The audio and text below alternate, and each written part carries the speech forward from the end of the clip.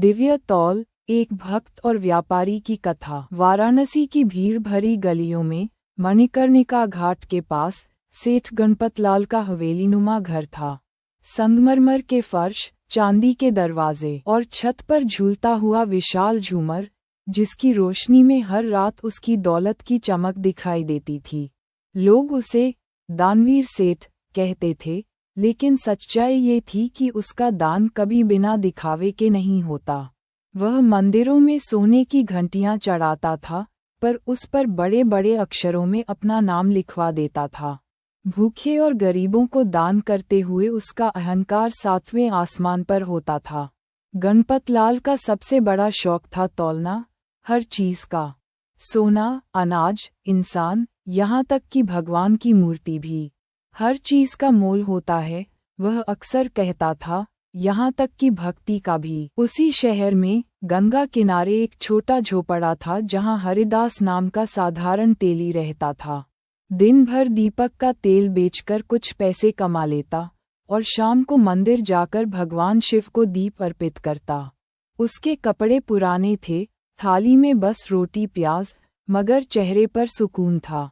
एक दिन की बात है, श्रावण का महीना था। मंदिरों में भीड़, भजन की ध्वनि और हवा में गंगाजल की महक। सेठ गणपतलाल ने सोचा, इस बार भोलेनाथ को सोने का शिवलिंग चढ़ाऊंगा, पूरे नगर में नाम होगा मेरा। उसने नगर के सबसे बड़े सुनार को बुलाया।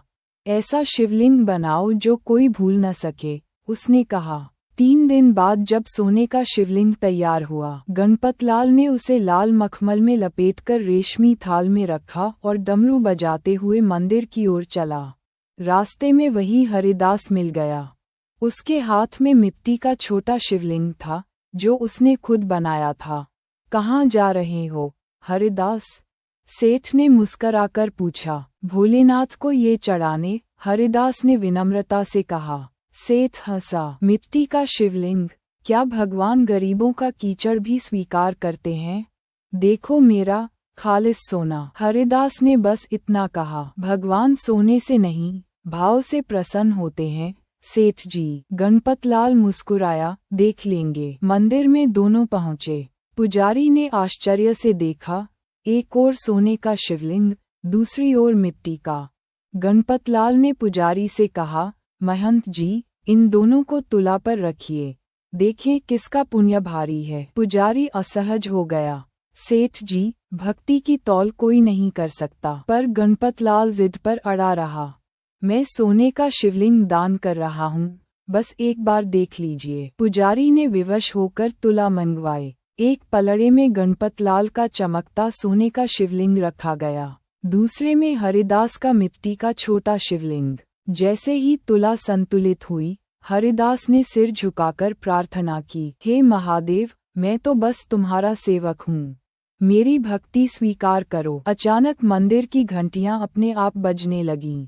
दीपक की लौ तेज हो उठी, सबकी आंखें चकाचौंध हो गईं। देखते ही देखते तुला झुकने लगी, मिट्टी वाले शिवलिंग की ओर।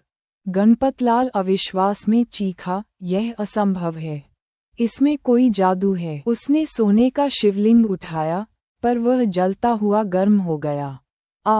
वह चिल्लाया और उसका हाथ जल गया। सोना पिघलकर फर्श पर गिर पड़ा। हरिदास ने दौड़कर पानी डाला, पर वह पिघला हुआ सोना धीरे धीरे राख में बदल गया। मंदिर में गूंज उठी एक गहरी आवाज, जो मेरे रूप को तोलता है, वह स्वयं तोला जाता है। हरिदास का मिट्टी का शिवलिंग मेरे हृदय का भार है। सेठ गणपतलाल भय से कांपने लगा।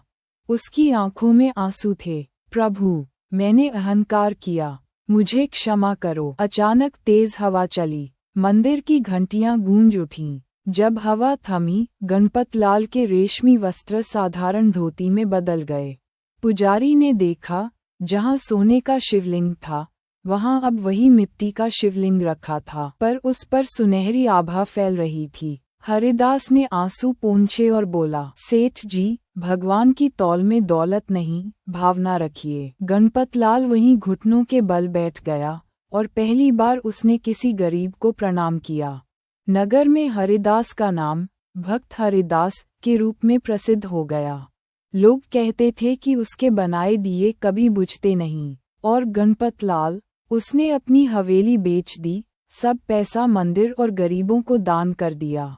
वह हर रोज हरिदास के साथ दीपक का तेल बेचने लगा, कंधे पर मिट्टी का घड़ा, आंखों में शांति।